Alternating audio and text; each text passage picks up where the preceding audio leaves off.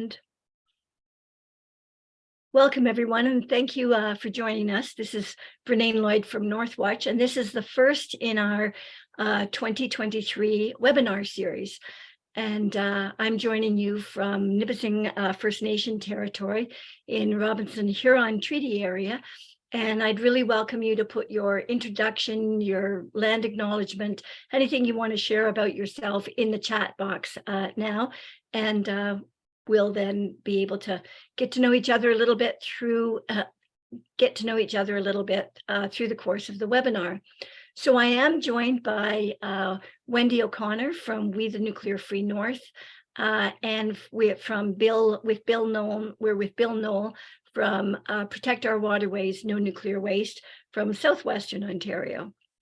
So we're going to begin this evening. This is our annual update. Once a year, we spend an hour and a half just getting caught up on where the nuclear waste management organizations campaign to select a site and then transport waste, transfer that waste, all of Canada's high-level waste, transfer the waste, place it underground, and eventually walk away. This is our once a year update conversation, and we're all going to be going at a fairly quick pace because we've all got a lot to cover. So I'm going to start just with some background and context. Then we're going to look at the NWMO, the year in review.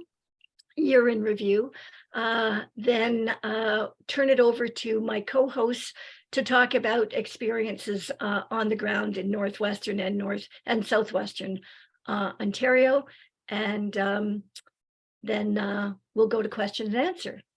So just very briefly, just as a background context, we have been doing these webinars for over a decade, but we do have new people join us every single session. So I like to set the context for this conversation. So in Canada, the nuclear power industry has generated more than 3 million bundles. That's about 60,000 tons of highly radioactive nuclear fuel waste. This is the waste that goes into the reactor as uranium and comes out as highly radioactive nuclear waste. Over 250 different radioactive ingredients in that waste, which has to be isolated from the environment really into perpetuity.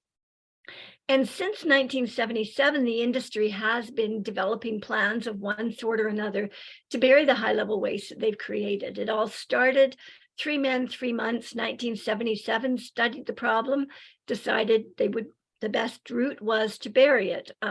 Really no technical or scientific basis for that recommendation.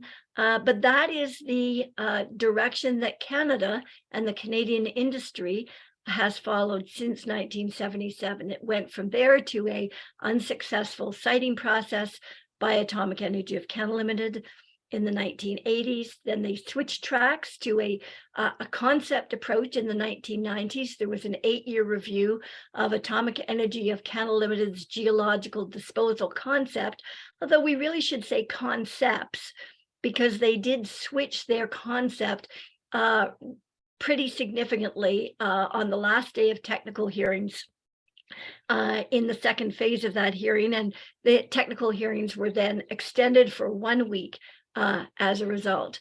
That concept was not approved by the 8-person federal review panel, but the federal government took those recommendations, which were for an independent agency, arm's length from the utilities and industry, to do the next period of work. The federal government took those recommendations, said we thank you in principle, and in practical terms created the pretty much the opposite kind of organization in the Nuclear Waste Management Organization, which is a consortium of the nuclear waste generators in Canada. 2002, they were established. 2005, they came out with their plan, which looked very similar to the previous plan, and that was to bury the waste deep in rock. ACL's concept had always been in the Canadian Shield. NWMO included sedimentary rocks of Southern Ontario as being part of their site search. So the concept was released in 2005. And 2007, the federal government said, go ahead, follow that course. And that was despite high-level nuclear fuel waste not having been buried anywhere in the world, despite more than 50 years of effort by the nuclear industry. And now Canada is one of a handful of countries that is actually engaged in either site search or site development for the current concept for nuclear waste disposal in a deep geological repository. So the Nuclear Waste Management Organization spent 3 years studying their concept, developing their concept, and then another 5 years developing their siting process, and then moved into operation in the siting process in 2010. What we're going to do now is just review their activity in those various categories: siting efforts, the technical program, and their overall corporate program, just looking at 2022 and what the developments are over the last year. So the Nuclear Waste Management Organization has on their website a section for their reports, and I call them the NWMO posted reports, because as we'll discuss as we go along, it's not actually all of the reports. But the NWMO posted reports should be the place where we can all look to see the NWMO's most recent research results, siting efforts, and so on. So that's where we look first. And this year there were 42 reports posted for 2022. And we're going to look at them in a couple of different categories. The first category is the annual reports, the fairly general reports. They do produce an annual report 2 years out of 3, and on the third year they produce an enhanced report, a triennial report, which has more detail and more content. And I think that is due out next year in 2023. They also produce annual reports from some of what they would call their peer review groups. Now, this year there was a report from the Environmental Review Group, 9 pages long, including front and back. But there was no report from the Geoscientific Review Group that had been reporting from 2012 through to 2021. There was a new annual report, or new for posting, which is their reconciliation report, reporting on their what they categorize as their reconciliation activities. They also produce annually an implementation plan, and this plan each year sets out the next 5 years in very, very broad and general terms, sets out their activities for the next 5 years.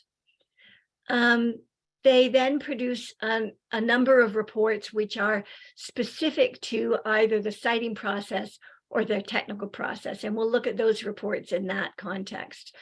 So 2002 to 2005 was a study period. Then they developed their siting process. Then they launched in 2010 their 9-step siting process, and we're in maybe step 3, probably step 4. The lines have become quite blurred, and became quite blurred between step 3 and 4 actually quite early.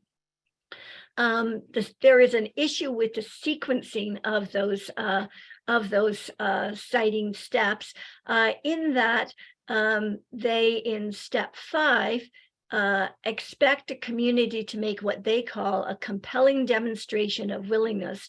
And this is in advance of the site being fully characterized, in advance of the environmental assessment, in advance of the project actually being adequately or fully described. I'm going to stop my video in case it's flickering. So in 2010, they launched the siting process, which was really a canvas of municipalities who were interested in learning more. That's what it was characterized. The NWMO narrative was that we have a $16 to $24 billion national infrastructure project. Are you interested in learning more about this? And if a municipality said yes, and allowed the NWMO to come in and make a presentation to them. They became a Learn More community, and the NWMO built to a list of 22 of these Learn More communities by 2012. By 2020, in January of 2020, the list then diminished in steps over the years between 2012 and 2020. And in January 2020, they went down to the final two municipalities. Now, the NWMO refers to these as the host communities, which is not really a fully accurate term, not an accurate term, particularly in the case of Northwestern Ontario, where the host community is Ignace, and that community, that municipality, is 45 kilometers upstream from the site that the NWMO is investigating. Another change in language in the last year or two is the NWMO now refers to these communities as the Saugeen Ojibwe Nation South Bruce community and the Wabigoon Lake Ojibwe Nation Ignace community. But it was the municipalities that put their hands up. It was the municipalities that entered into this exercise. It was the municipalities that brought their regions into the NWMO siting process. And I will say I take exception to the NWMO retroactively naming these as the Ojibwe Nation being as if they were co-conspirators in this siting process.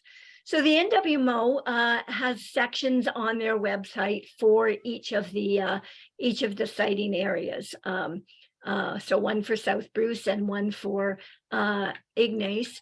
And they, in their opening page, outline what some of the key steps are in the siting process. And then you can, burrow down a level deeper, and you can look at pages for what they now call Ignace area. You'll see it in the left, hidden in the image. This is for the Ignace area. And these are the studies that they released over the last year for the Ignace area. These are with exception of one of these reports, these are not technical reports. They're, I would call summary reports, descriptive reports. For example, the housing report for Ignace described the housing stock in Ignace. They're really not reports that assist members of the community or people in the region who are interested or concerned about the NWMO project. They don't assist in understanding the NWMO's project, their design, their technical aspects. They're really social studies of the municipalities that the NWMO is engaged with.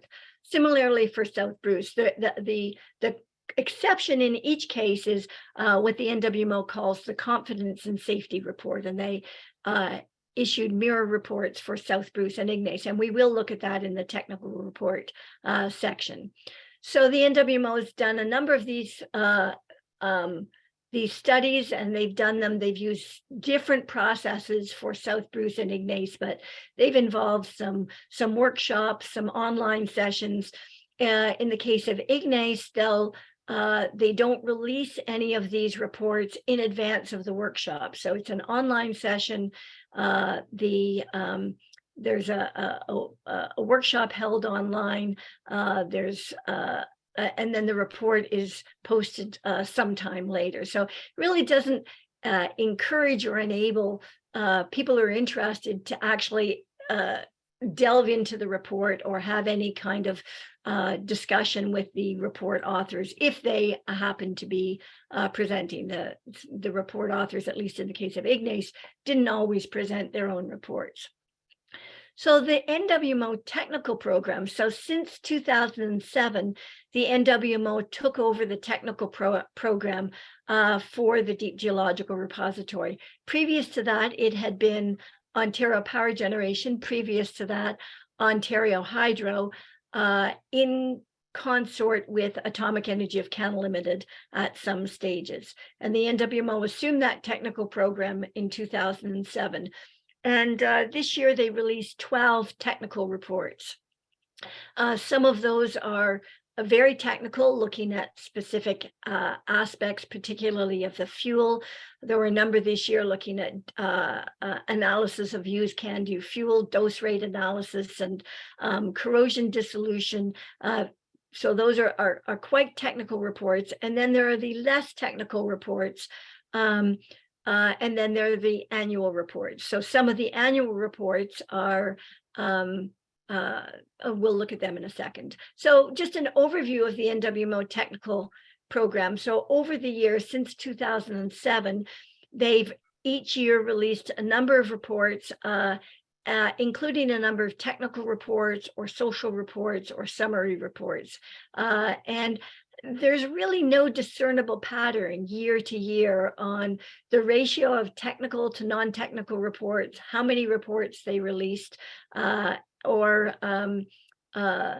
how much the technical reports actually were technical in nature. So there are two reports that they release every year, and one of them is the Nuclear Fuel Waste Projections in Canada 2022 update, and the other is a watching brief on advanced fuel cycles and alternative waste management technology. Earlier on, it was called, I believe it was a watching brief on reprocessing. And this is of particular note over the last 2 years, as the nuclear industry or new players in the Canadian nuclear industry are aggressively promoting the reprocessing of nuclear fuel waste. And I would encourage you to go to the website reprocessing.ca for more information about that issue and the need to have a Canadian policy which bans the reprocessing of used fuel in Canada. So those are two reports that come out every year, and it's through the used fuel projection that we actually track things like the rate of fuel waste production at reactor stations, the rate at which the operators are moving the fuel, the used fuel, the irradiated fuel from wet storage to dry storage, and issues of that nature. So they're actually quite useful reports. There are two reports I mentioned that were released that are mirror reports, and the NWMO calls them confidence in safety. And there was one released for the Revel site and one released for the South Bruce site. And there was, some media attention that the NWMO drew to these reports or attempted to draw to these reports. And the argument that the NWMO put forward in the media and in the reports to some degree is that these reports demonstrate that the geological structures at these two sites are appropriate, that they could successfully host, using quotation marks, a deep geological repository. But in the case of the Revel Lake site, confidence and safety report, some very interesting notes around more pages, go deeper into the report, and there are acknowledgements of the uncertainty because of the geological structures. And while the headlines say the NWMO has completed its drilling program, it's had 6 boreholes in the Revel Lake site. This report is based on those 6 boreholes. In fact, it's based on the results from 3 of the boreholes, not 6 of the boreholes. So lots of issues to explore within that report. But I think the shortest summary would be: is it a confidence in safety, or is it a confidence game report? Because it certainly doesn't demonstrate that the geology of those sites are capable of isolating irradiated fuel nuclear waste from the biosphere, from the environment, into perpetuity. And that's the challenge. That's what that's what a deep geological repository has to do, and that's what no jurisdiction has to date demonstrated that a deep geological repository can do. Another news story that the NWMO ran with is that they had successfully demonstrated a major engineering milestone at their Oakville test facility. There are no technical reports released to support this, although there is some technical description in the summary report, and it is, I think, problematic when the news precedes the technical reports and the technical information being made public.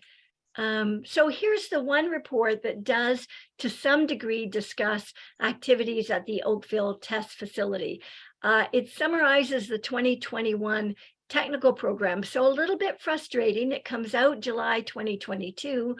But it's summarizing the programs from 2021.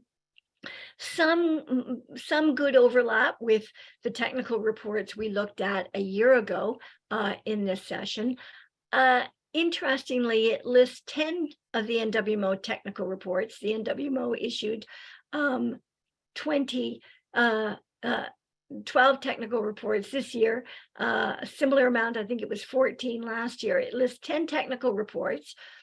Then it lists 27 refereed journal articles, and it lists 167 references. So the text does include references in the technical discussions, but it's certainly not endnoted or footnoted. So it's very challenging for the public to actually trace back the very summary conclusions that are being stated in this technical summary, trace it back to actual technical work that's been done. It's all very general, very sort of big picture sort of summaries.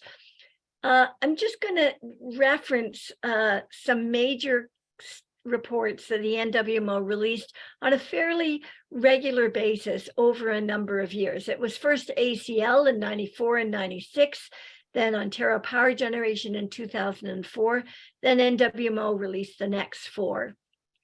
And these are the reports where the NWMO sums up their case, says this is where we're at right now in our investigation of the potential for a deep geological repository. And it's been some years now since such a report has been released.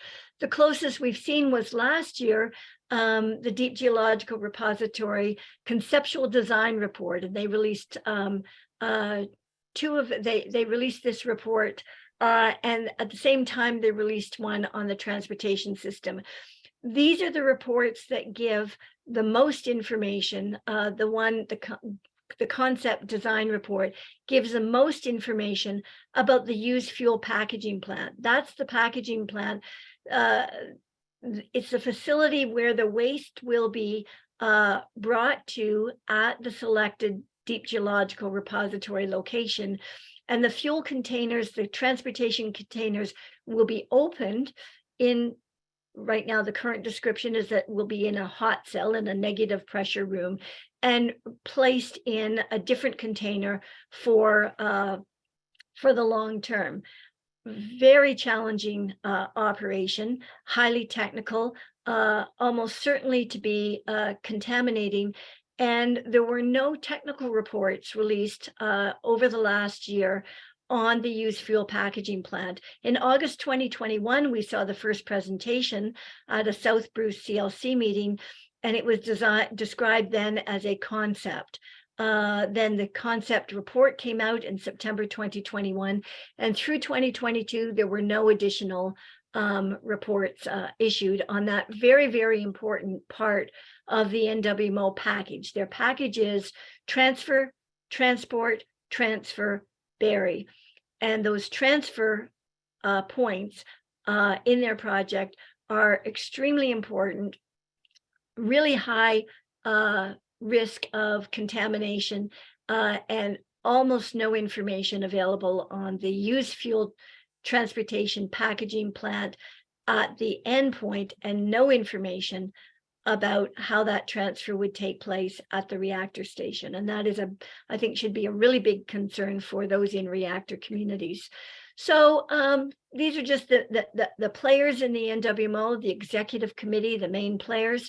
And just to quickly flag that there have been some changes which the NWMO has announced, changes to the senior positions, including the most recent appointment to the director of site selection, Joanne Jasic, who was previously the environmental monitoring coordinator.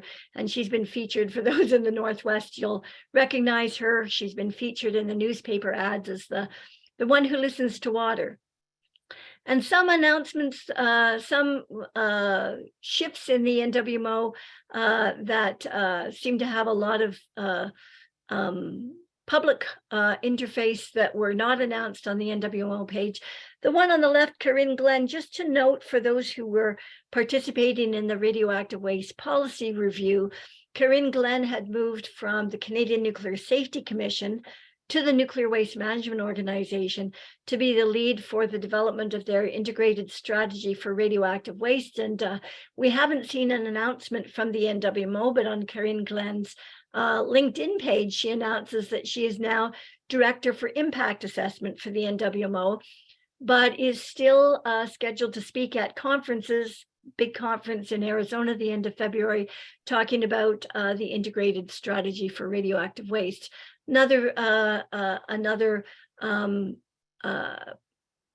NWMO senior employee, Dakota Kochi, who is, I think, government relations might be his official title, and seems to be sort of a external outreach person. We've recently been hearing from our colleagues in the US that he has been in New York meeting with NGOs in New York, and we're not quite clear on how that fits with the NWMO's overall program, but coming soon to a town near you. So now, with that note, I'm going to hand it over to my colleague, Bill Noll. Bill. Hi. Well, good evening, and thank you, Brennain, for making this event possible. That was a lot of information that you went through and some very interesting points.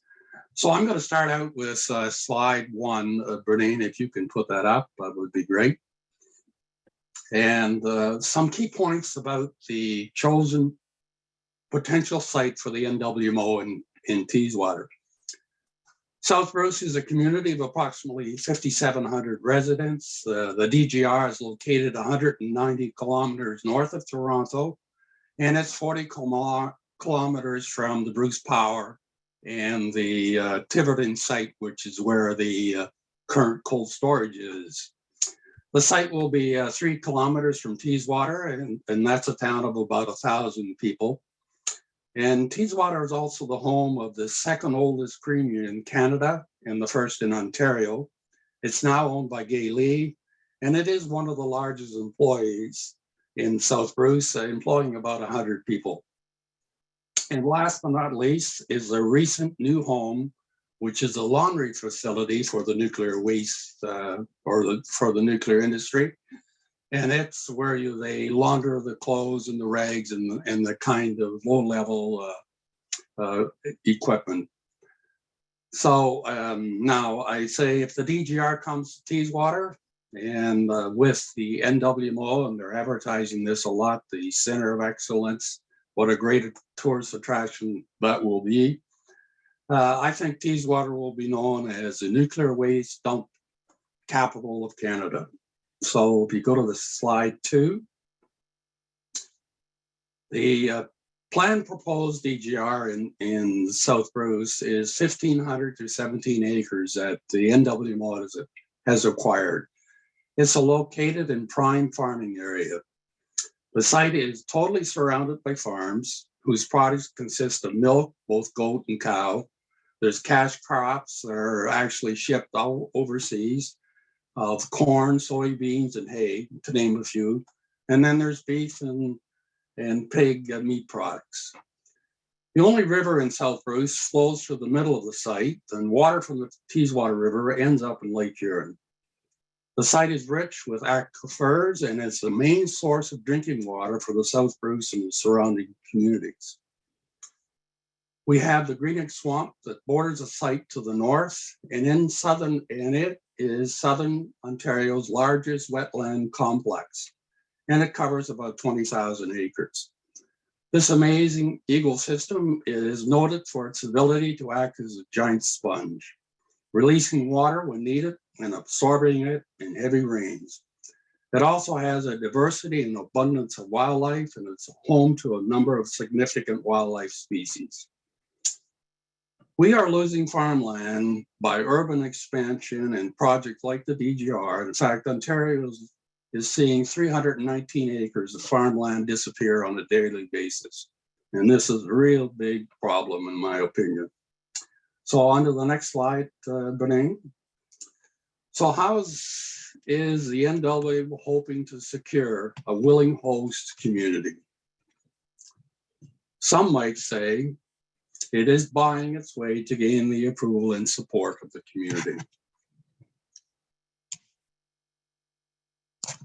To the end of 2023, the NWMO will have given the community of South Bruce approximately $15 million since 2012. And there are really three classifications that this funding is covered under. The first classification is the NWMO's attempt to buy goodwill in the community, for which there are two separate funding activities. One is the well-being funding, which has been provided over a number of years, and already South Bruce has received $2.4 million, and that's about $300,000 each year. This funding covers small projects like we put in a new washroom in the Teeswater Fire Hall, put new lights in the Belmore Community Center, and just a whole bunch of projects across South Bruce. The next one is a major investment. It's called near-term investments, and South Bruce received $4 million for that. And it covers the period 2022 to 2024. The funding is really for larger infrastructure projects, and usually it amounts to a couple $100,000 per project. And one of the ones that is actually had been allocated for $800,000 is improvements to the sewer system in Teeswater. So what this is all about, again, being visible, NWMO being visible and helping the community and supporting the community. The second major piece of funding of approximately $8 million is allocated to fund staff inside the municipality. And that consists of 3 dedicated employees plus support staff, as well as the consultants I'm going to talk about a little later that are hired to conduct the 40 studies that have been underway in South Bruce. The objective of this funding is to help the NWMO secure a willing and informed host community. In my opinion, these dedicated staff within the municipalities and the members of the CLC, the Community Liaison Committee, are being used by the NWMO to give the impression that the community is driving the decision and the activities related to the DGR project. Nothing could be farther from the truth. As with all expenditures covered by the NWMO funding, the municipality must first obtain NWMO's approval for the undertaking and then report back the status of all the funding activities. There's no doubt in my mind that the NWMO is the organization in control of what's going on in Teeswater. NWMO's sole objective with their 9-step process, which the municipality must blindly follow, is to find a community willing to help them solve their long outstanding political problem, and that is to find a home for this highly toxic and radioactive nuclear spent fuel waste. And of course, the community will get some short-term economic gains as a result of that. The third classification is what they call the Early Education Fund, and it's been about $192,000. and usually about $30,000 per year. And it is targeted at influencing, gaining the support of the youth in the community. Schools can apply for small allocations for trips, presentations, upgrades in the classrooms, usually around $1,500. The NWMO objectives in this is to get the youth on board with the project and with the nuclear industry, and maybe the parents will just follow. Next slide, please. So what are the major activities underway within South Bruce municipality and the administration? Not listed on the slide, and it has been an ongoing monthly activity since 2012, is the SBC CLC meetings, which are mainly an opportunity for the NWMO to sell their agenda on why the project will be safe for the environment and the people. Before I get into the discussion on the current activities, I thought I would provide you with a brief overview of how we got to this point. Back in 2020, the NWMO hired a consultant company to conduct what they called the visionary workshops. About 100 residents did attend these workshops. The end product was a report created by the consultant, which listed 36 guiding principles. These principles identified what the residents wanted answers to before deciding if they would be a willing host community. From that activity came the 40 studies, some of which Brennain has mentioned, which define the studies, which actually are 40 workstations, which define the studies that the independent consultants would be hired to research and provide the answers for. To date, 32 of those 40 studies have been completed in South Bruce, with 8 remaining for completion in 2023. It is interesting that all of these studies were planned to be completed by the end of 2022, but with the NWMO moving their end date out, these studies finally slipped into 2023. Also, the interesting fact is that a large number of these studies are called what you call background studies. That is a view of what conditions exist today before the implementation of a DGR. And these studies form part of the answers that the NWMO need in their submission to gain approval for the project from the Federal Impact Assessment Agency. So a lot of the work that's going on in these studies is actually to the benefit of the NWMO. The NWMO in late 2022 stated that the reason for delaying the date for the site selection was they needed time to have more face-to-face meetings with the residents. Of course, COVID was the reason why that wasn't happening. And from my view, this is the reason why the municipality is now scheduled a 2-day town hall meeting in April 2023. The municipality is hoping that a large group of residents will attend, and they will have a number of speakers to provide information on what they're doing. And of course, the NWMO will be front and center at this event. However, the major activity that's going on within the municipality in 2023 will be the creation of this hosting agreement between the NWMO and the South Bruce municipality.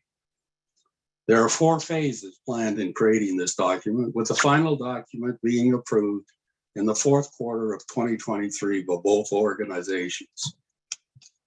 The framework for the agreement was approved by the South Bruce Council on December 13, 2022, and then highlighted that the agreement must set out the terms of willingness and the benefits to the community that the NWMO will commit to provide.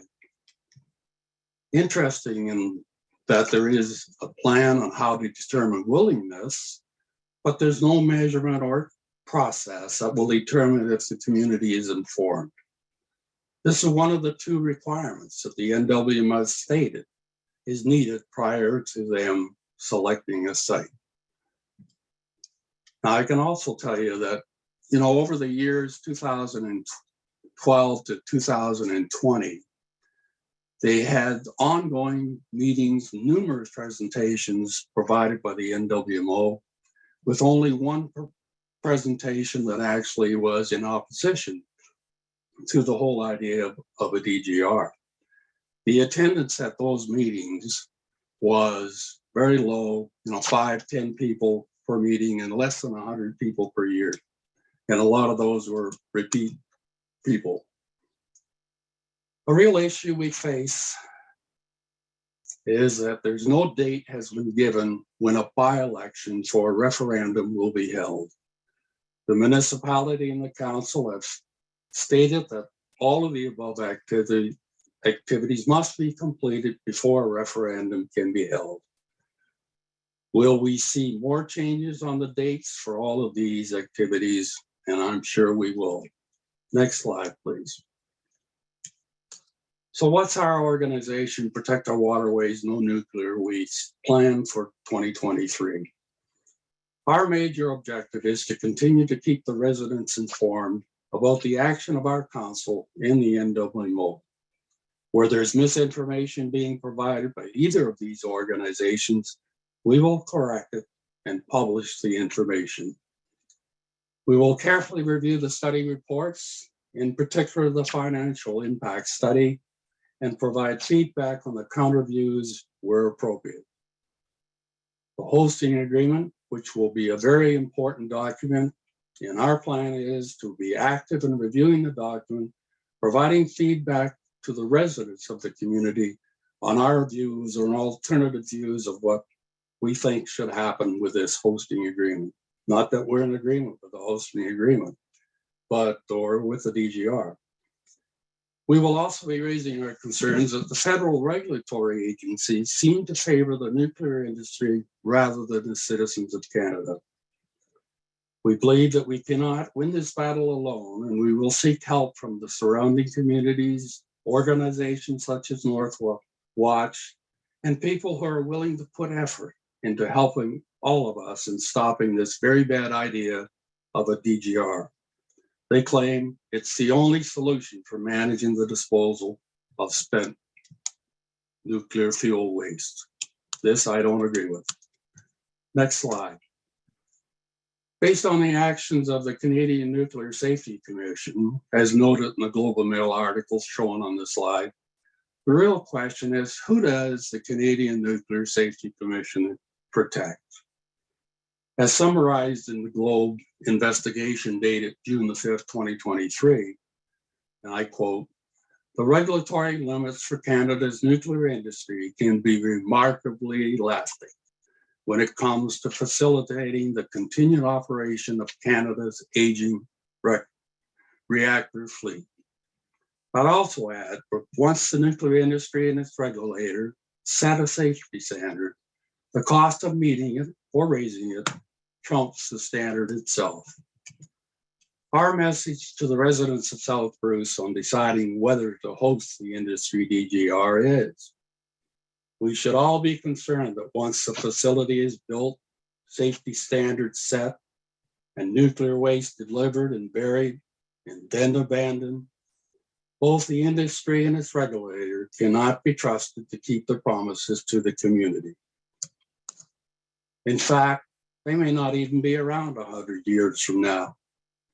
The nuclear industry track record on their predictions has been dismal. They have been wrong about the time it takes to build a reactor site, and many times the cost of the construction of these reactors, and most recent, the example of the lifespan of the pressure tubes in the reactors at Bruce Power. They are consistently inaccurate in their predictions. The NWMO seems to be exhibiting similar characteristics as the nuclear industry regarding their predictions, as they have made many changes to their DGR design. They would call this adaptive, and are changing at will the site selection date. So can we really trust their predictions and their commitments? And not in my book. We know that the nuclear power plants will eventually shut down. However, the impact of storing this waste in the DGR will be with our future generations forever. Also, the safety standards required for a DGR must be therefore much higher than the power plants. But What is the use of any standard, an industry term for promise, if the industry and the overseers collaborate to break them? Next slide. I often wonder, is there a common objective among the nuclear industry, our regulatory agencies, the NWMO, and our governments to ensure an immediate solution is found for managing all levels of the waste created by the nuclear industry? The OPG, NWMO, and the Canadian Nuclear Safety Commission all state it is safely stored where it is today and can be for decades to come. So what's the rush? In my opinion, we need to act now after more, in my opinion, they need to act now after more than 7 years storing the waste. And the reason for that is because the nuclear industry is seeking funding and support for their new technology program, such as the SMR, which they believe will be the revitalization of their dying industry. The nuclear industry has been losing the amount of electricity that they are producing for decades, across the world. So they're down now below 10%. In fact, solar is generating more electricity than the nuclear industry across the world. My last point is, since there's no DGR operating anywhere in the world, there is no experience to judge how effective any standards will be in managing the risks and the safety of the project. The industry is relying on computer-generated models and assumptions which may not stand the test of time. We already know that they underestimated the lifespan of the fuel cell tubes in the span of less than 60 years. How can we be sure that their safety predictions for the DGR implementation that must last tens of thousands of years will prove to be accurate or adequate? We are up against a very powerful lobbying organization with excellent marketing capabilities and loads of our money to spend to get their way. We need all of you to respond to a call for action at every opportunity you see or encounter. You need to write letters to your member of parliaments, to papers, join any petitions that are against this. We need to get active and to get strong as a unity. Thank you for listening. Over to you, Brennain. Thank you very much, Bill. So Wendy, the challenge is now to you. Bill and I both maxed out on our time. We'll see how you do. So thanks so much, Bill. That was an excellent overview and worth every minute of it. Wendy, do you want your slide up now, or just in a sec? I'll cue you. I just wanted to respond a little bit to what Bill was saying about the money that NWMO pours into the regions under consideration. I don't have a nicely itemized list like Bill had, but I mean the numbers are alarming. And we have a similar situation here in the Northwest with the NWMO pouring money into municipalities. And I agree with Bill that once an organization or an individual has been rewarded with cash just for saying yes to something, it's going to be very hard to say no in the future. And this is what NWMO intends. But it's not impossible. So we have hope. I find, especially in this regard, the NWMO's process to be disingenuous, to be dangerous, and to be sly. And those are just my words, not necessarily my organization's, but I think a lot of people do agree with that. I'll just pull up my notes. And you can put up that slide now, Brennain. Now I've maximized my notes and I can't see any of the screen, but I will. Here we go. And there's my slide. As most folks probably know, the site under investigation in Northwestern Ontario, which the NWMO currently refers to as the Revel site, is located about 45 kilometers west of Ignace, just south of the Trans-Canada Highway. And I don't think my pointer will point out it, but it's what's labeled there as borehole area.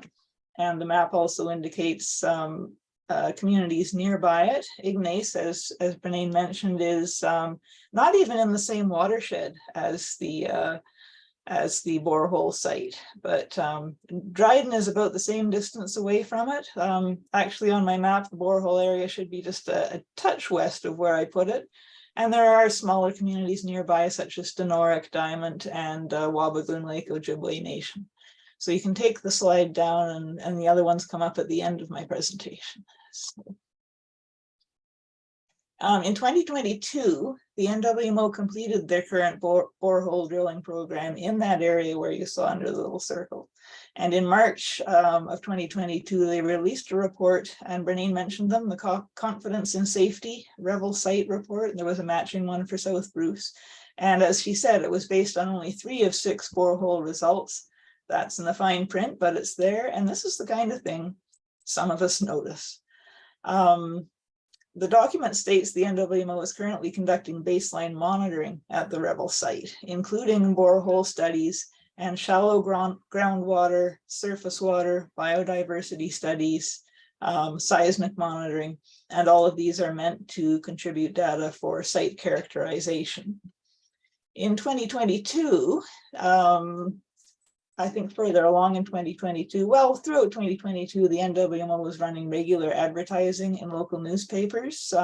We noticed an uptick in that. I mean, they always did have some ads, but we're seeing them in newspapers in Thunder Bay and Kenora.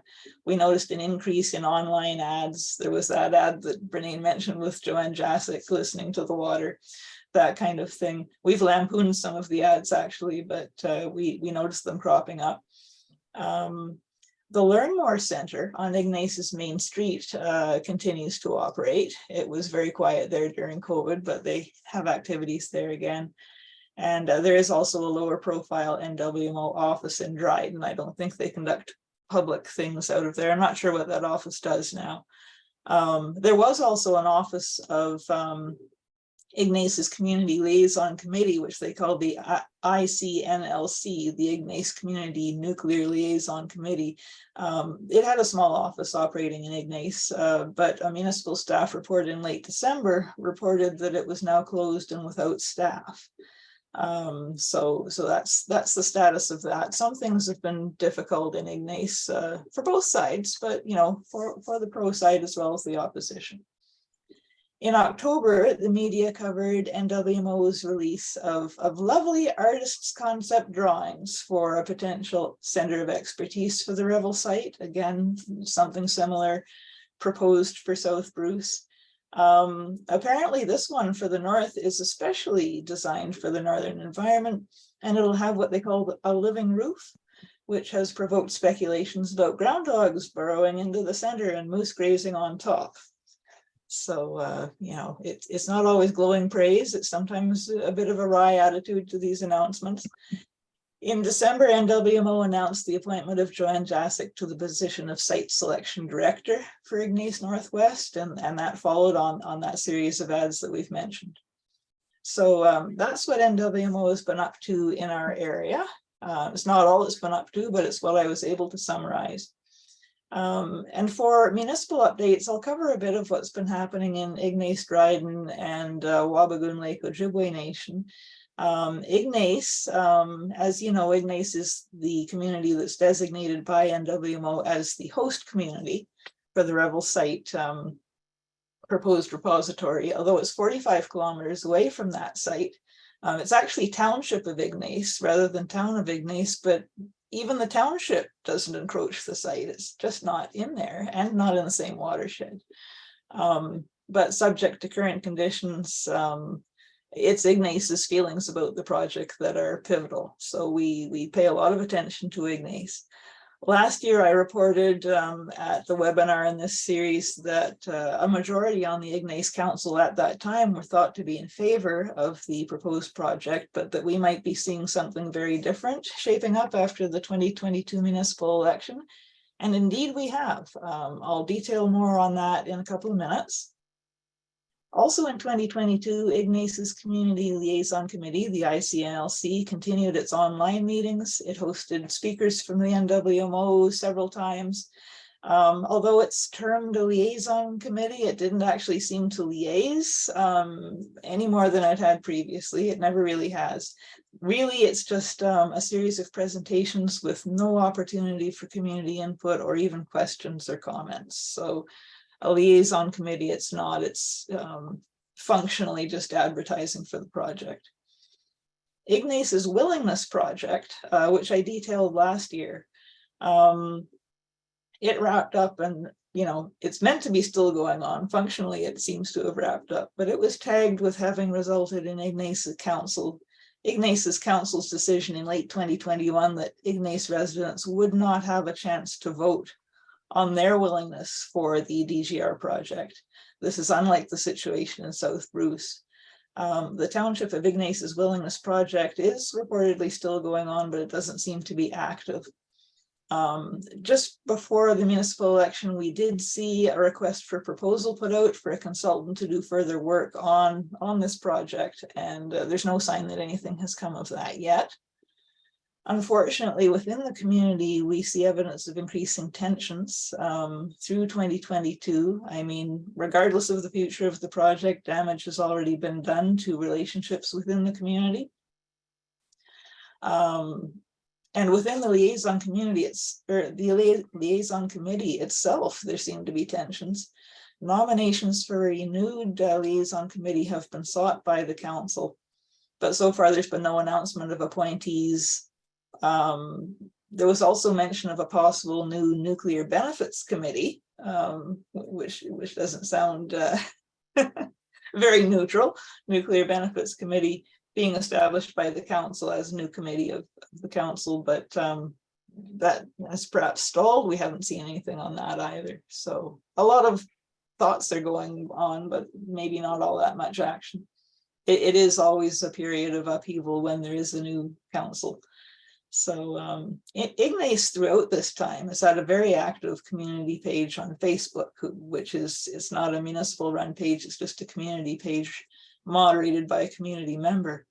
And the NWMO's project has been a hot topic on that page for the last 2 years, and especially in this past year. I noticed a lot of people actually posting on there who weren't aware that citizens in Ignace were not going to get the vote. And it's a new council now, so people can demand of the new council that they change direction on that. But there's a lot of tension expressed on that page too. A lot of good discussion, but a lot of tension. So, and on to the new Ignace Council. I was just kind of keeping this in my back pocket, but there is good news on the horizon, seemingly.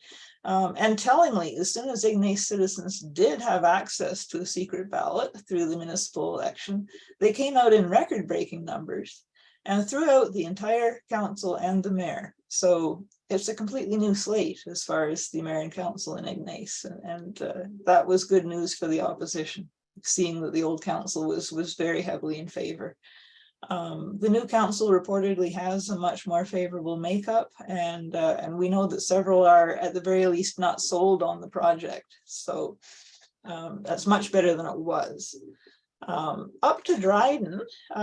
Dryden is a city about 5 times the size of Ignace. It's also about 45 kilometers from the proposed project in the other direction.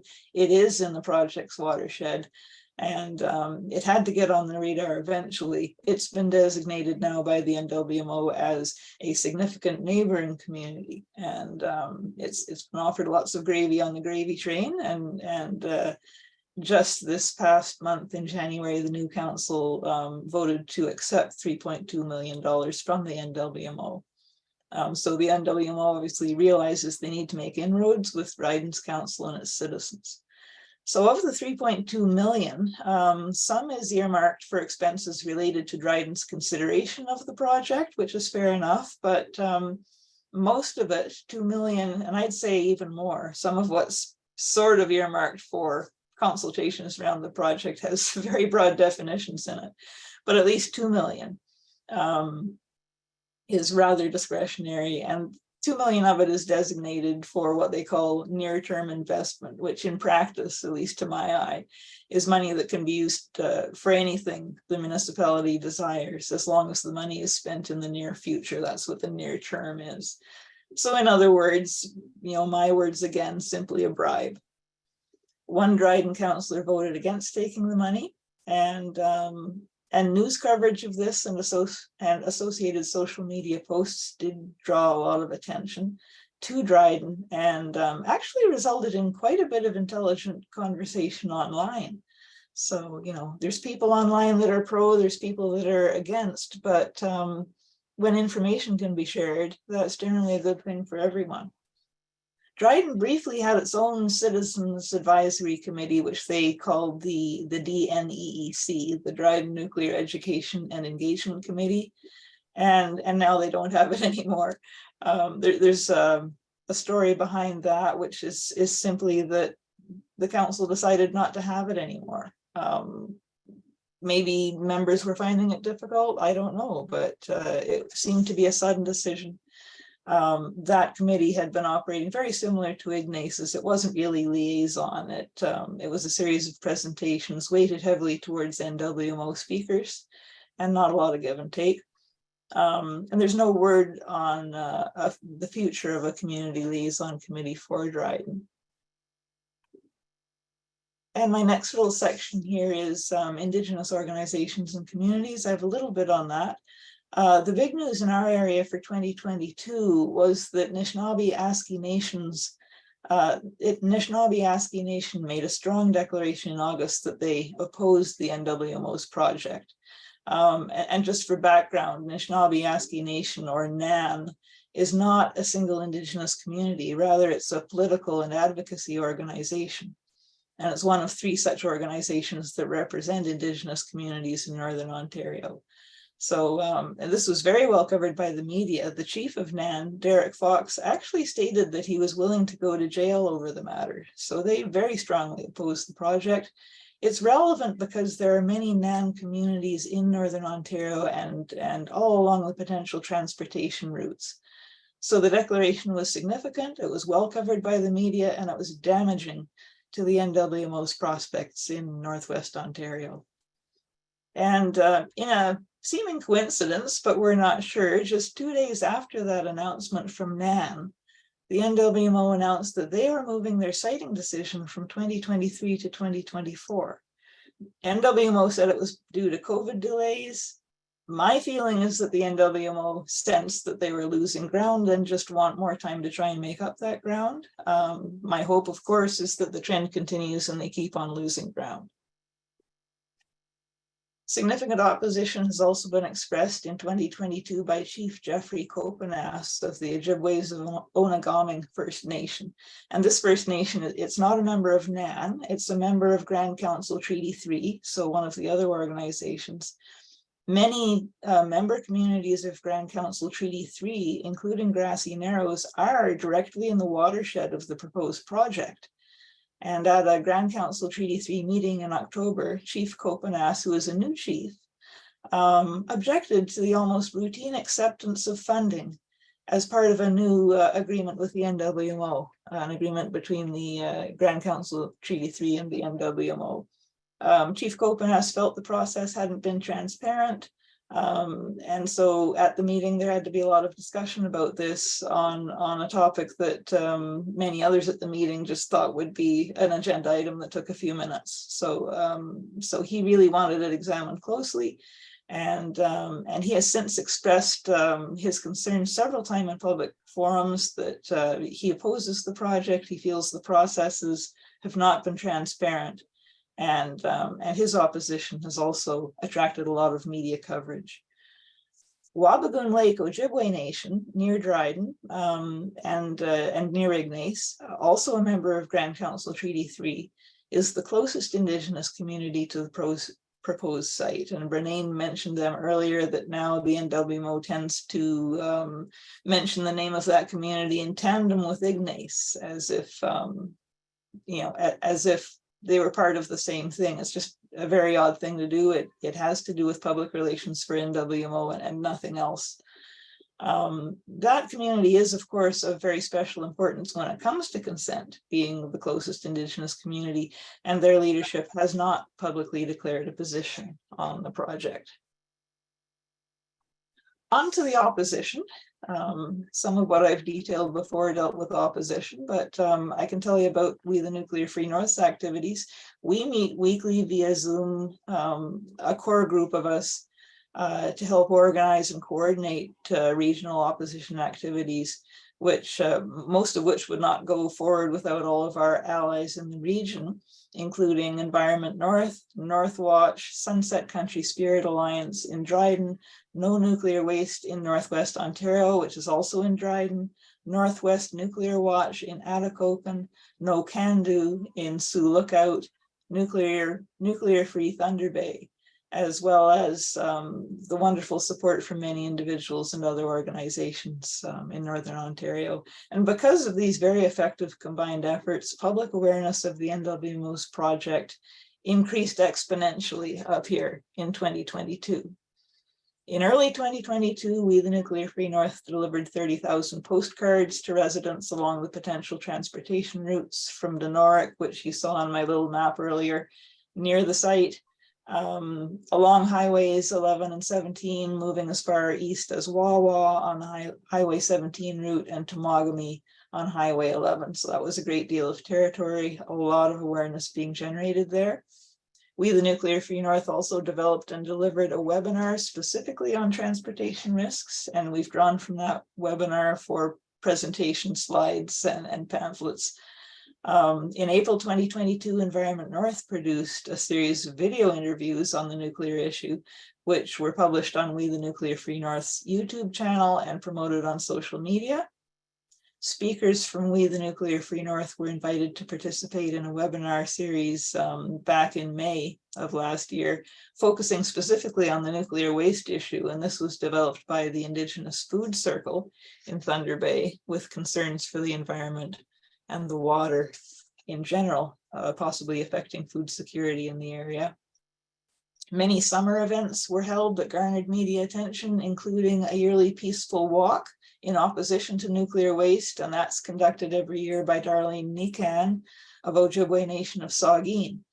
And for our friends in South Bruce, this is a different community from Saugeen Ojibwe Nation on the shores of Lake Huron, so it's easy to get confused with news items on Saugeen.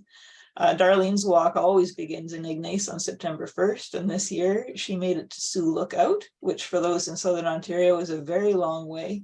Remember that the scale changes when you flip over the Ontario road map, and it looks like shorter distances are longer distances.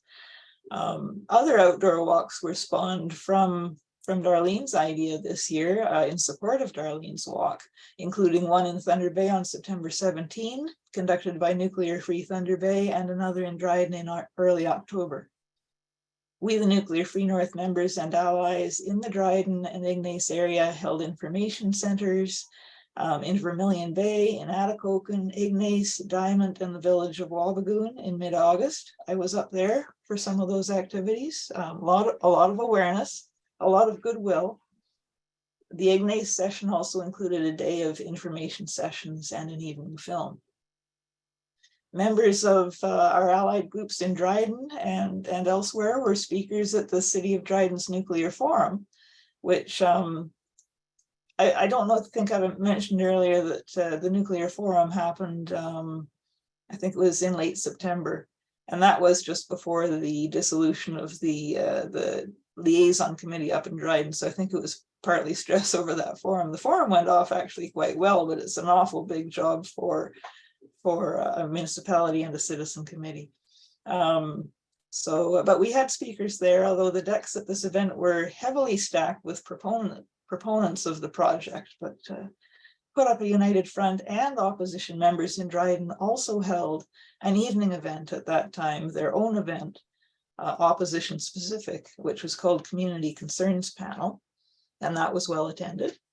A presentation by We the Nuclear Free North was given in Uppsala, southeast of Ignace, just a little town on the Trans-Canada Highway in early October. And outreach stretched all the way up to Kenora, which, areas around Kenora are also part of the watershed, and there's a great deal of concern in that area.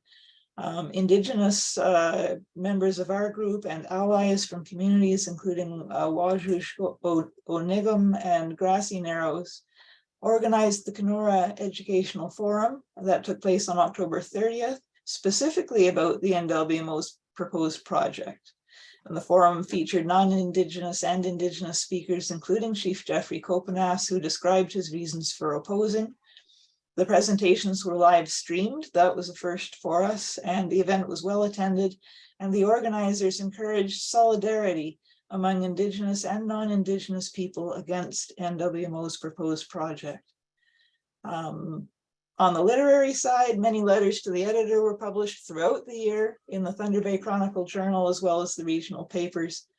Environment North, which is based near Thunder Bay, continued its online change.org petition that was begun in 2019, opposing the NWMO's 9-step siting process. The petition reached 10,000 signatures midway through the year, and a media release garnered media attention and spawned at least one article in the Thunder Bay Chronicle Journal. Environment North and We the Nuclear Free North's Dodie Legasic made a deputation to Thunder Bay City Council in the fall, providing information and requesting that they support the proximity principle with regards to nuclear waste, which would dictate that the waste not be moved to Northwest Ontario.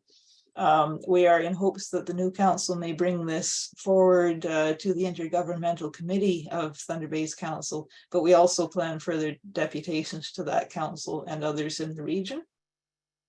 Once again, regarding the proximity principle, that's a principle that's used quite a bit in Europe, just dictating that waste be dealt with near where it's produced. We the Nuclear Free North started a new petition specifically to the Ontario legislature this past fall. That petition is still going on. And it asks that Ontario adopt the proximity principle with regards to nuclear fuel waste. That petition will be presented to the legislature sometime this spring. Anybody out there who's still collecting signatures, please mail the paper copies to us by the end of the month. With the Ontario legislature, unfortunately, only paper copies will do. So on the entertainment front, I can't show them to you because there isn't enough time, but creative people in our area produced 3 music videos on the opposition topic in 2022. So for those, go to We the Nuclear Free North's YouTube channel. We the Nuclear Free North actually maintains a website, a Facebook page, a Twitter account, Instagram, and now TikTok. So we're out there online very busily putting stuff up. And just before Brennain puts up my last couple of slides, after, this has been a lightning round, but I'd like to emphasize that we, the Nuclear Free North, although we wish that the waste not be moved into Northwestern Ontario, we also oppose the burial and abandonment of nuclear waste in a DGR anywhere, whether it's north or south, and we support our friends in South Bruce in their fight as well. So Brennain, if you could pop up just the last couple of slides. These are just down memory lane pictures of our opposition activities this past year. And my screen just got very, very small. But on this slide, you see some of the activities up north with the walks, the activities in Ignace. In the top left of that screen, you see Darlene Nikan's walk group on their arrival to Sioux Lookout. Bottom left is the Thunder Bay walk. Those 2 children in the middle, that was up at the village of Wabagoon in August, and the one on the bottom left is the walk in Dryden. So we've been very active. The activities you see there, they keep our morale up, and they're great for awareness. So thanks for the opportunity to provide this update, and I hope I haven't gone too much over time. You did well.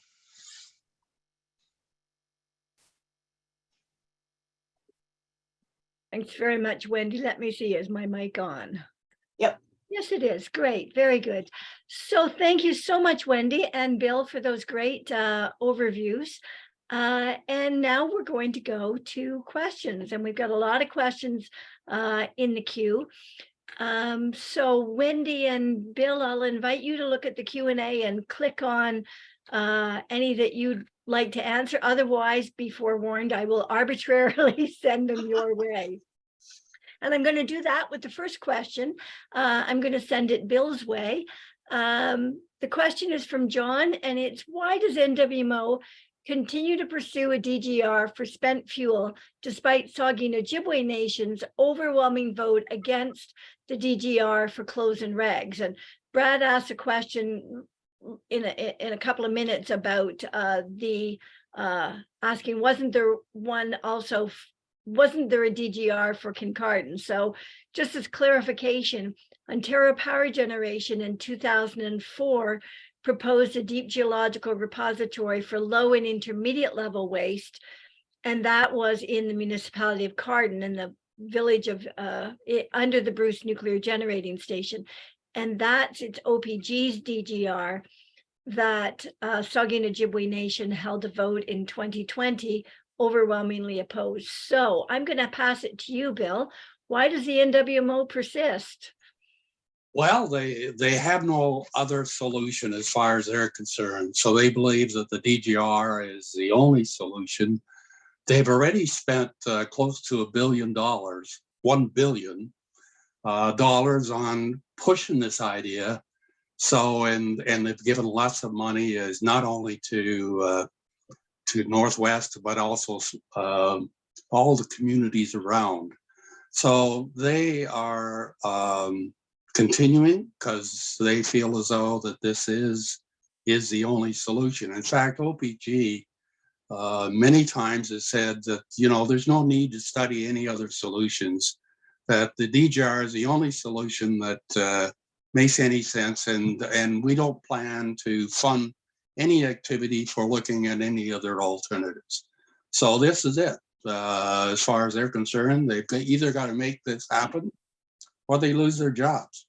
And right now there's 200 employees in the NWMO organization, and they're working hard to make this happen. And that's it. That's really it. There's no common sense associated with the project. Great. Thank you, Bill. I totally concur. So next question is from Nancy. For all levels, educational purposes, for basics on nuclear power, nuclear waste, and general nuclear issues, what websites and what literature do you recommend? So I'm going to say that both We the Nuclear Free North and Protect Our Waterways, No Nuclear Waste have excellent websites. There's a single website which is created as a switchboard to those groups and other groups, and it's nuclearwaste.ca. No hyphens between, just straight nuclearwaste.ca. And if you go to nuclearwaste.ca, all it is a link up to organizations that work on mostly nuclear waste issues, but also on nuclear issues. So I recommend that as the easy to remember first stop. But certainly Nuclear Waste Watch, We the Nuclear Free North, Protect Our Waterways, and Northwatch has a public interest information project called No Nuclear Waste, KNOW Nuclear Waste .ca, which also has mostly information about nuclear waste and particularly about the DGR, but I'd recommend nuclearwaste.ca. Next couple of questions are from Brad, and they're about this question around the DGR in Kincardine, and Brad says, weren't the other communities proposed just a smoke screen to pretend that there is a process when there isn't one? And I see Wendy's typing an answer, so I'm going to hand it to Wendy. Oh, Wendy, your mic's off. I was actually reading the other questions because I thought you were taking that one. So what was the question? Oh. So I'm sorry. That's all right. So the question is, were the other communities, and it's a broad general question about the NWMO. What is the NWMO's purpose in holding a siting process? Yeah. And yeah. is it just a smokescreen? And I'll say in advance of that people who live in Northwestern Ontario believe that it's coming to Northwestern Ontario. People who live in South Bruce, I think, are very concerned that it's coming to South Bruce. So if the NWMO's purpose I'm going to hand it to you, Wendy. Yeah, I was going to ask for backup from you on that one anyway. Yeah, I did check that one off to respond to. Is it a smoke screen? Well, who knows? In the bigger picture, I use the word disingenuous to describe the NWMO all the time. I should probably find another word because I'm overusing that one, but it's so apt. So as far as their motivations, we don't know, even if they've decided ahead of time and the entire thing is just a dog and pony show. We don't know if they intend to make a siting decision. There's no way for us to know any of that. So we could just be running around like a stirred up anthill just for the fun of it. But I mean, we're very serious in our cause of opposition. There's all kinds of good spin-offs of community building from that. So I try to look at the positive, the relationships we build in our community through our opposition. And the outcome will be influenced by that if they are indeed trying to cite these the DGR somewhere. And if they're not, they're not. I just have to be zen about it. So did you have anything else to add to that, Brennain? No, I think that's great, Wendy. I think that we concur that the NWMO may have selected a site in 2002.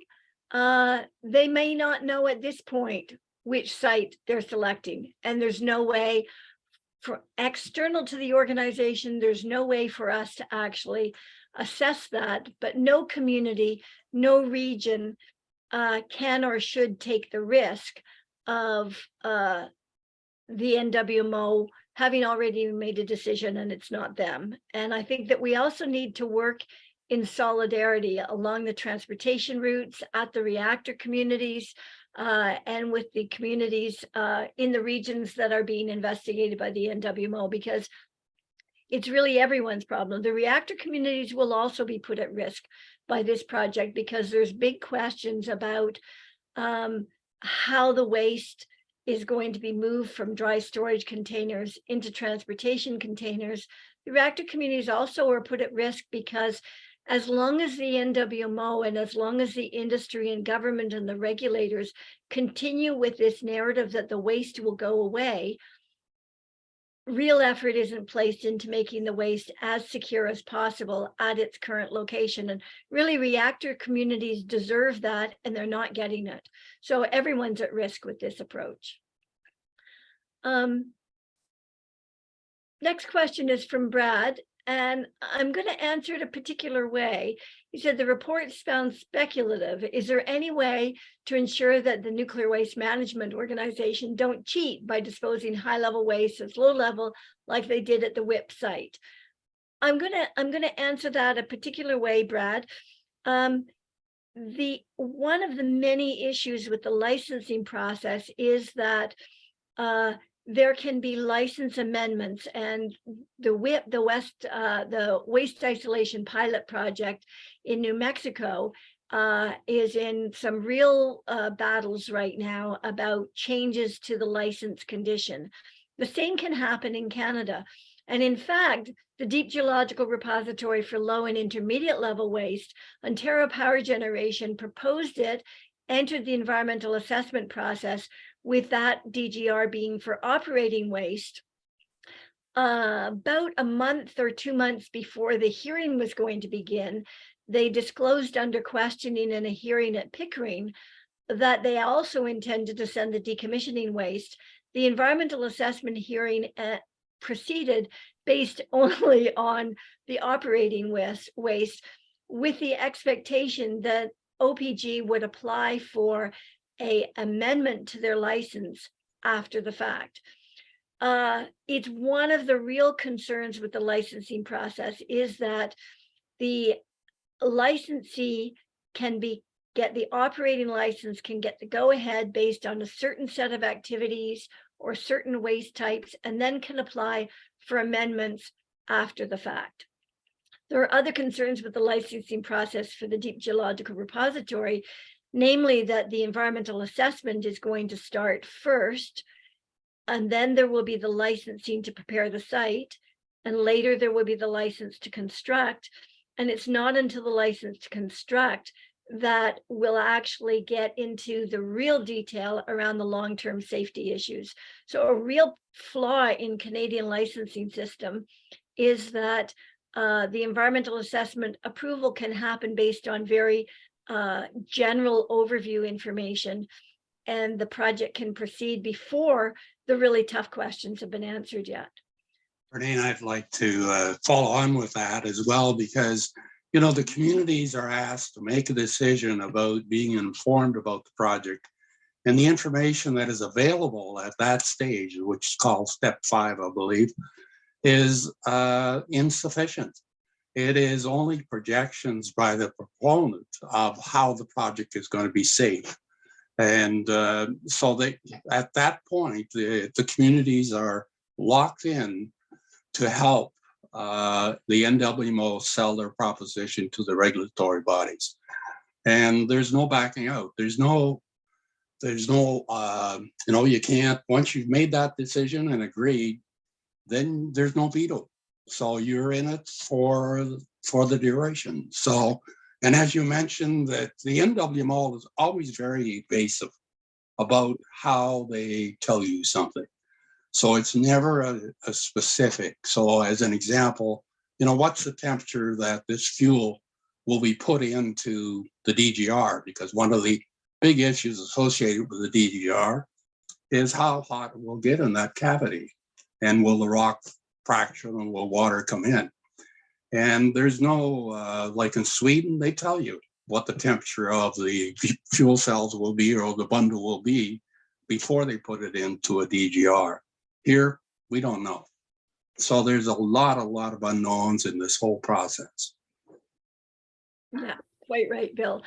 Bill, I'm going to send the next question to you. It's from Marty, and Marty says she was encouraged to see that the South Bruce Group ran candidates in the municipal election this past fall. I believe that their candidates were not elected. What's your take on this outcome? Well, you know, it's always difficult to run up against the incumbents, and so the people that are in power at the beginning of the election, 4 of those were re-elected, including the mayor. Mayor Guest, by the way, his dad was a mayor when this project back in 2012 came into existence. So these candidates are much better equipped to talk about, well, what's going on in the council. So you have a new set of candidates. It's always a challenge to overturn the existing candidates. So Ignace, great job up there. But down here in South Bruce, most of the candidates that were existing councils or mayor were elected. We had one particular candidate acclaimed, as well as another council meeting in the Maumee district or the Carrick district, and then one new councillor elected, and of course he got elected because the previous council member, Brent Ireland, supported his candidacy. So we were disappointed, but what we were able to do was really make this project, the DGR, much more aware in the community. In fact, 59% of the eligible voters came out and vote. That's a much larger number that would turned out in the 2018 election. So we think we had an impact. And our job is really to educate the community.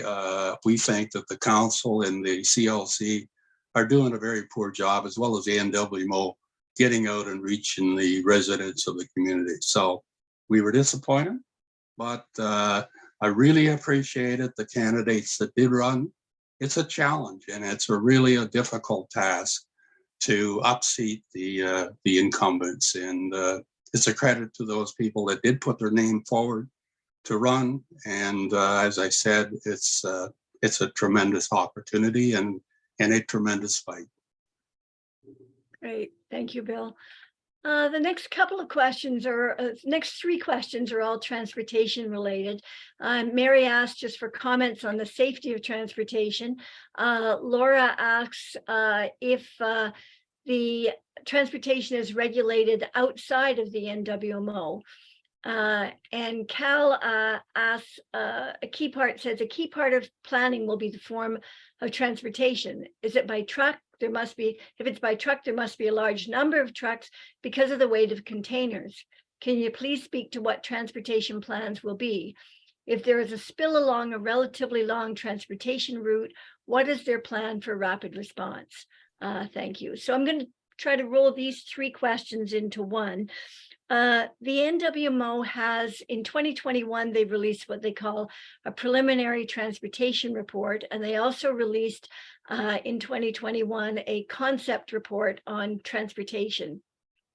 The NWMO and the Canadian Nuclear Safety Commission consistently describe in presentations and publications, they consistently describe and refer to the used fuel transportation package, which is one of the three container designs that they actually have at play. And the used fuel transportation package is a carryover from 1980s Ontario Hydro's work with Atomic Energy of Canada Limited. So it's been certified by the CNSC and recertified since that 1990, since that review in the 1990s. But we have been pursuing through access to information details on safety testing for that used fuel transportation package, because the way it's presented, the used fuel transportation package is described, and then immediately follows a description of the rigorous safety testing these transportation containers must go through. So we did an access to information 16 months ago to the Canadian Nuclear Safety Commission, requesting the documents that CNSC staff rely on to support those statements. We can only access the information through the CNSC. The Nuclear Waste Management Organization is exempt from the access to information provisions. So we asked a question of CNSC about 8 months after our submission. We got a partial response, several hundred pages, but that response indicated that the full response was several thousand pages. But the NWMO and the CNSC were being canvassed for their agreement to releasing these the remaining packages. What we found in the pages that we were provided was that there had been a half-scale test in the 1980s of the drop test. So there's drop tests, there's fire tests, there's water immersion tests. Partial testing of one of those three tests in the 1980s of a half-scale model was as close as they got. So that's what we know about the transportation testing of these containers. But there's two additional containers. There's the basket container, which was just, I think, first publication of any information about that was in 2021. And that's for the waste from other than Ontario power generation reactors. So from LaPro, from Gentil, LaPro in New Brunswick, Gentil in Quebec, and from Chalk River. They will use the basket containers, which we've seen no design of, seen no specifications other than a couple of paragraphs. And more recently, the NWMO has, I would say, resurrected an earlier idea of dry storage containers, the very large 100-ton containers that the waste is placed in when it comes from the irradiated fuel bay, from the cooling pools after 10 years, is to be moved to dry storage. The rate of transfer is slower than that, but eventually it's transferred to dry storage containers. And in 2021, NWMO reintroduced the idea of transporting in the dry storage containers. It's not clear from their preliminary transportation plan in 2021 how extensively they intend to use that. They say in the text that it's for transportation from South Bruce to the railhead if they were going to use rail. But then there is a table which is unsupported by text that includes these super loaders going to a site in Northwestern Ontario. So it's very difficult to determine from the information available what the NWMO's plans actually are, what the container details are, or if they've ever been subject to safety tests. We know one is certified. I think it's fair to say at this point that none of them have been subject to full-scale, real-world safety testing. In terms of the transportation plans, in 2014, they released a generic dose report that described a security escort, but it turned out that it was going to be Buddy in the passenger seat. More recently, they have said in at least 2 occasions something that suggests that there may be security vehicles, but I have not yet found anywhere where they've actually committed to that. And as we know, the commitments at this point are at a conceptual level. In the case of a transportation accident, there would be their response to that is that they'll be tracking these trucks. They'll know where they are all the time. If there was an accident, say between Long Lac and Geraldton, fairly long stretch, if they were able to determine that there had been an accident, that there was, an incident, they would then dispatch to their command center, and emergency vehicles or emergency response team would travel from maybe Ottawa, maybe Winnipeg. We know in the case of one release in Dryden many years ago, it took the better part of a day. I think it was it was more than 12 hours for a team to arrive.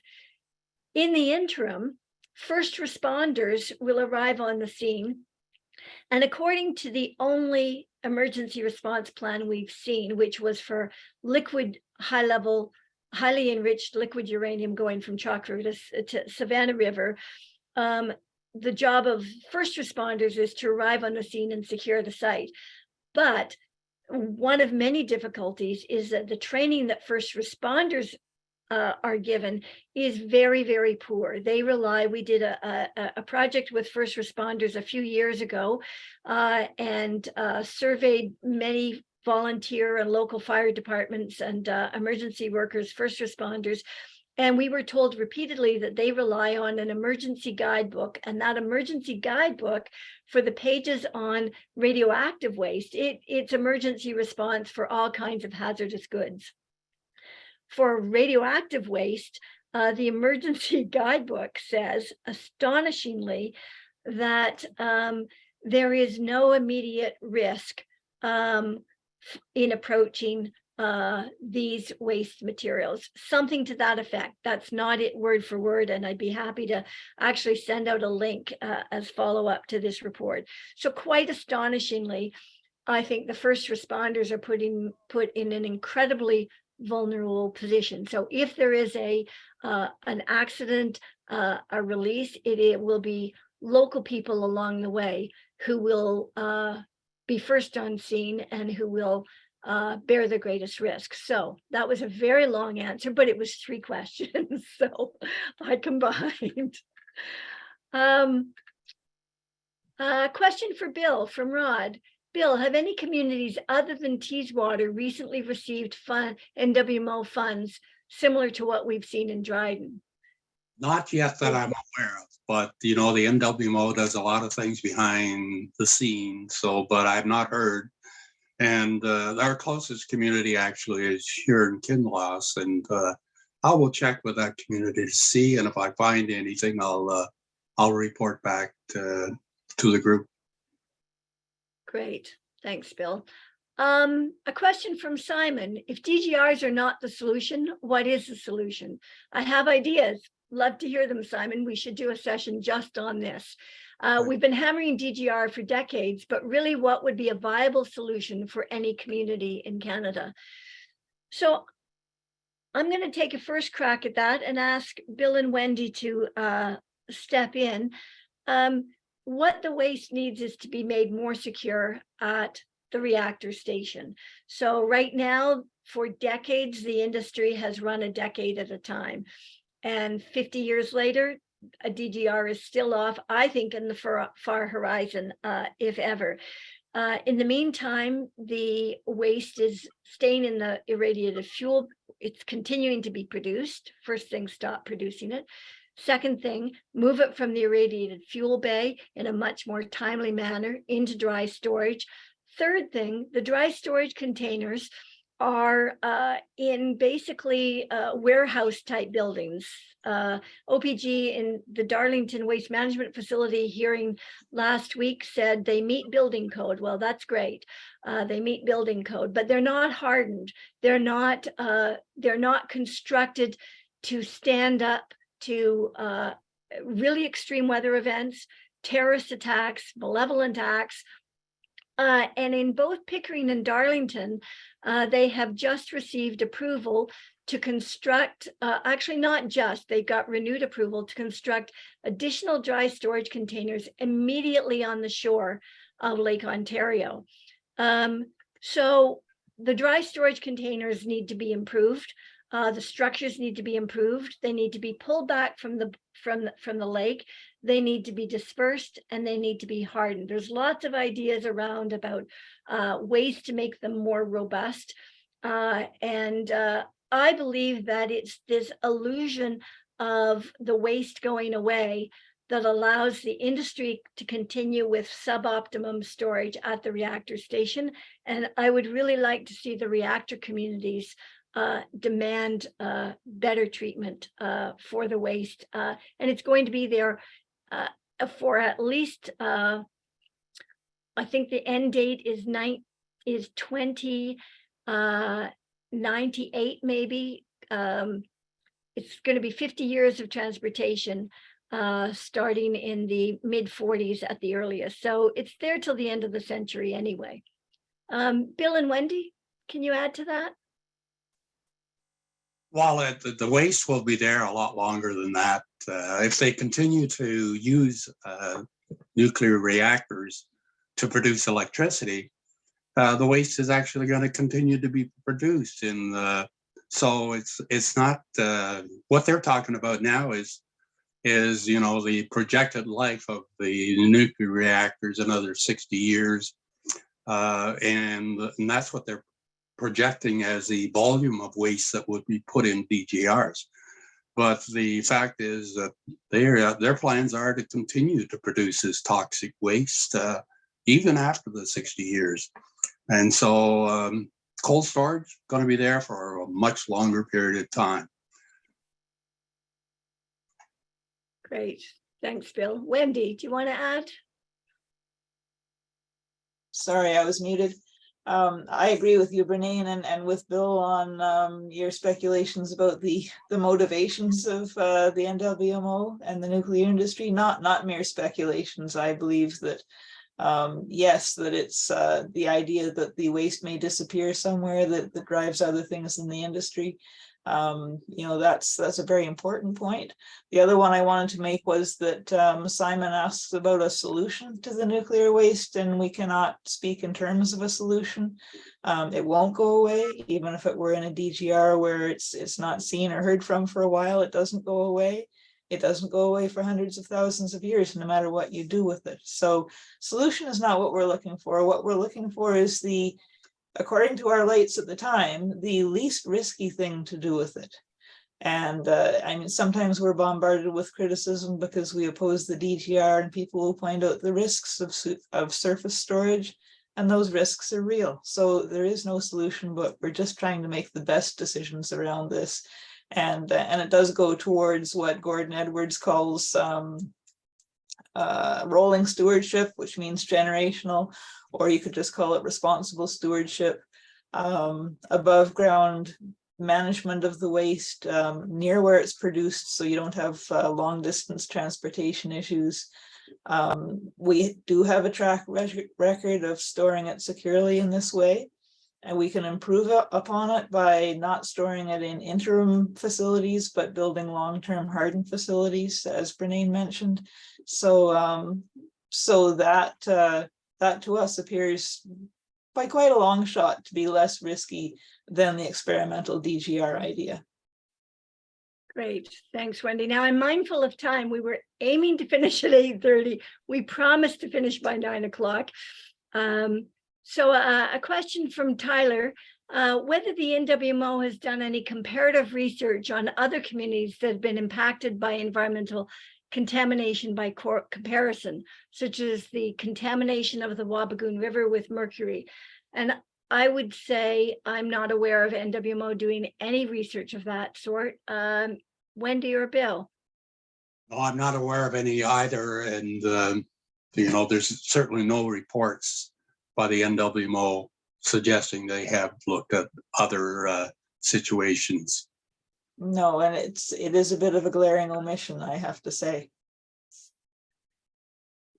And Bill asks, we can send a vehicle to Mars millions of miles away.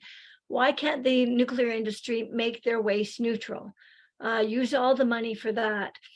And I'll take a first go at this. And there was research, and there is still some ongoing research into something called transmutation. One of the difficulties with this is that anything that we've seen from industry in this area includes or is associated with reprocessing, and reprocessing the waste is a really, really risky and highly contaminating process. So the idea behind transmutation, as I read about it years ago, was not to eliminate the waste, but to push some of the longer lived radionuclides along the decay chain so that the waste would then only be extremely dangerous for a few 100,000 years instead of many 100,000 years. So I think that the companion question is, why do they keep producing it when it is such an intractable problem? Wendy or Bill, anything to add there? I was having a thought. I don't think so. There are other alternatives that have been looked at, but not any great deal of investigation. The main issue with some of the alternatives is, again, back to the cost issue of what would it cost to actually destroy the radioactive component of this waste. So there's been, you know, studies done that says it can be done, but the real question is, what's the cost of trying to do that? And I remembered my thought, which was actually a phrase I think Bill used earlier. What is their hurry to bury this waste? Science is advanced, and we know that reprocessing is terribly dirty, but there are other ideas that may occur and may be developed. So what is their hurry? Yeah, to that point, you know, they've always said that Finland and Sweden are ahead of Canada, but, you know, Canada in the nuclear industry say they are global leaders and they want to push this idea. And I say, well, why not wait? Give Finland the opportunity. They've already built a DGR or a repository. Let them experiment with it for 20 to 30 years and see what the outcome was. Because it's going to take 20 to 30 years before, I believe, before you will ever see any real problems associated with it. The other problem with burying it in the waste, burying the waste in this DGR, it's going to be very, very difficult and very costly to retrieve it if there is a problem. So that's another reason why you want to keep it visible above land, so that if you do encounter a problem, you can act much more quicker. So the problem is that once it's polluting the water, there's no opportunity to get that water back to the state that it should be. Great, thanks, Bill. Now we've got just a few minutes left, so we're gonna go to the speed dating approach to question and answer. And we're really gonna try to answer very succinctly so we can get through the rest of the questions. Mimi asked, is there a way of educating the public about the risks to the community close to the reactors? And I'm gonna suggest, Mimi, go to nuclearwaste.ca. Identify some groups that are close to you, Ontario Clean Air Alliance, Durham Nuclear Awareness. If you're in the South Bruce area, connect with Protect Our Waterways, No Nuclear Waste. And really it is person to person to person. And, you know, it's really all hands on deck at this point. I'm going to just run through these. Brad asked about a ventilation system. He asked about OPG. NWMO does plan to have a ventilation system in the deep geological repository. Unfortunately, I was looking for the right descriptor there. Unbelievably, they don't actually plan to run filters in that ventilation system. They intend to ventilate to surface, and they use the word dilution in their description, and they don't intend to employ filters. They say that if there is what they call an upset event or an incident, i.e. a release, a large release, because there will be ongoing releases underground, they will have 3 minutes for between when the leak is detected, when it takes 3 minutes for air to move from underground to surface. And in that 3 minutes, they'll turn on the filter system. As you can imagine, we consider that to be just one of many examples of real recklessness in the NWMO concept. An anonymous attendee asks if anyone is aware how Treaty 3 chiefs are thinking since they accepted money to leave. Jeffrey Copenas, that's Chief Copenas, has been very quiet, or maybe I'm just not seeing his objections since his initial outrage. A source tells me that there will be an environmental assessment hearing. This will be posted. If the site is approved, there will be an environmental impact study, then public input into the environmental assessment. So kind of two questions in there. Yes, there will be an environmental assessment after the selection has been made, after the host community. Oh, I don't have my camera on, so you couldn't see my quotation marks. After the host community has signed an agreement with the NWMO, there will be an environmental assessment. But as I mentioned earlier, it will be a fairly general, and the real nitty-gritty on long-term safety will be debated in later licensing stages. We will raise those issues, certainly in the environmental assessment, but if the example of the deep geological repository for low and intermediate level waste holds, the environmental assessment panel allowed OPG to punt the really tough technical questions till later stages, outside and after the public hearing. In terms of how Treaty 3 chiefs are thinking, there's 28 different First Nation communities in Treaty 3. We're in communication with some, but not all, and there's a diversity of thought, but there is no Treaty 3 chief who has said that they accept or support NWMO's proposal. Many, not just Chief Copenas, many have expressed their disagreement and none have expressed their support. So we've got two last questions. Oh, I think the next one is just a comment for Mimi. And our very last question is, how do they keep dry storage of high level waste cool? A question from Janice. And the way Ontario Power Generation describes it is that it's a natural cooling system, that there's a gas pumped into the dry storage container after it's closed, and that is what keeps it cool.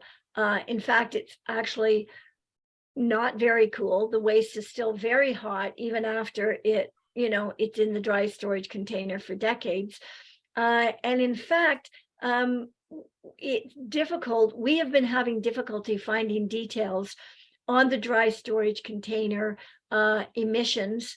It was debated in the Darlington Waste Management Facility license review last week, and Ontario Power Generation would not answer whether the dry storage containers are individually monitored for radioactive releases. It was an assertion that our expert made, and OPG simply said that they monitor the entire building. So I think that there's more work to be done in the reactor communities around the state of the waste in the dry storage containers, and we'd be really happy to work with those in the reactor communities on those issues, because it's an issue that is going to stay with the waste in the longer run. The expert we had for the Darlington Waste Management Facility identified issues with the dry storage container around its design that he asserted could increase the level of defects and fuel failures while in dry storage. And those problems will just build over time for whatever the eventual next storage system is for that waste. So my friends, we are at 9 o'clock on the dot. And we have most people have stayed with us, and I thank you for that. And thank you very much to Wendy and to Bill for your excellent presentations and your comments. And I'm just trying to pull up a slide about where to next. And my slides don't seem to want to change, but next week, we have the first in our series of, so where to next? First, where the NWMO says they're going. They say that this was in 2022. Later in 2022, they shifted their date by a year, but they say that their schedule is 2024, make a decision and begin the detailed site characterization and file their first licensing documents. Then the 2026, the impact assessment studies, the grand opening of the Center of Expertise, which is basically a tourist information center for the NWMO about the NWMO. 2028, they say the impact assessment is approved. And then the license to construct 2029, and they say that they would begin construction in 2033. I don't think those numbers are at all realistic. But it's going to be an interesting and really important year. 2023, 2024, very important years in stopping this project in its tracks. And what's next for Nuclear Waste Online? Next Thursday, it's Nuclear Neighbors. We have Port Hope, Peterborough, and Chalk River, excellent citizen representatives from community organizations in those communities. And then on Wednesday, February 22nd, we have an international panel, Sweden, UK, and US, and that's going to be at noon, given the different timelines. And then February 28th, we're co-hosting with Nuclear Waste Watch, Plutonium, How Nuclear Power's Dream Fuel Became a Nightmare. And you can register for all of those at northwatch.org or nonuclearwaste.ca. And more information at our websites and at nuclearwaste.ca. So thank you all very much. We hope to see you next week. Good night.